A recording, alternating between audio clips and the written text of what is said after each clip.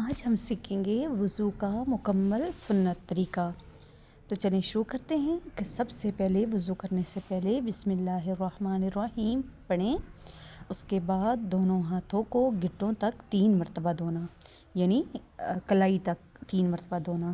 اس کے بعد مسواک کرنی ہے، کیونکہ مسواک ہمارے پیارے نبی صلی اللہ علیہ وسلم کی سنت ہے۔ مسواک کرنے کے 70 فائدے ہیں، اور سب سے بڑا فائدہ یہ ہے کہ مرتے وقت کلمہ طیبہ، کلمہ شہادت نصیب ہوتا ہے۔ اس کے بعد 3 مرتبہ کلی کریں، اور کلی کی دعا بھی آپ کو سکھائی گئی ہے، وہ بھی ضرور پڑھنی ہے۔ اللہم اعنی علی تلاوت القرآن و ذکرک و شکرک و حسن عبادتک۔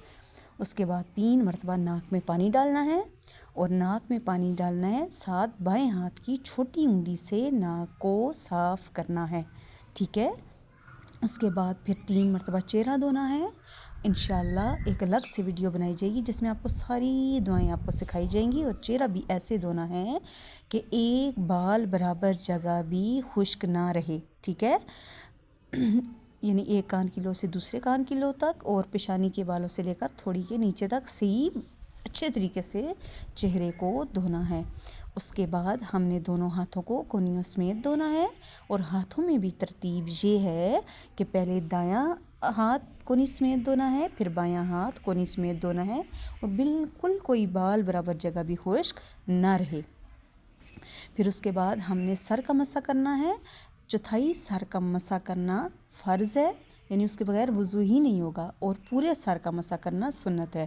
تو انشاءاللہ ہم سنت طریقے سے انشاءاللہ سر کا مسح کریں گے۔ پھر اس کے بعد کانوں کا مسح کریں گے، اور کانوں کا مسح کرنے کے بعد ہم گردن کا مسح کریں گے، ٹھیک ہے۔ کانوں کا مسح، پھر گردن کا مسح کریں گے۔ پھر اس کے بعد دونوں ہاتھوں کی انگلیوں کا خلال کریں گے، یعنی دونوں ہاتھوں کی انگلیاں پہلے بائیں ہاتھ کی انگلی سے دائیں ہاتھ کی انگلیوں کا خلال کریں گے، پھر دائیں ہاتھ کی انگلیوں سے بائیں ہاتھ کی۔ پھر اس کے بعد دونوں پاؤں کو ٹخنوں سمیت دھوئیں گے، یعنی پہلے دائیں پاؤں کو ٹخنے سمیت دھوئیں گے، پھر بائیں پاؤں کو ٹخنے سمیت دھوئیں گے۔ اور الحمدللہ آج ہم نے وضو کا مکمل سنت طریقہ سیکھا۔ جو لوگ نئے ہیں ہمارے چینل پر، چینل کو سبسکرائب کریں تاکہ ہماری ہر نئی آنے والی ویڈیو آپ تک پہنچ سکے۔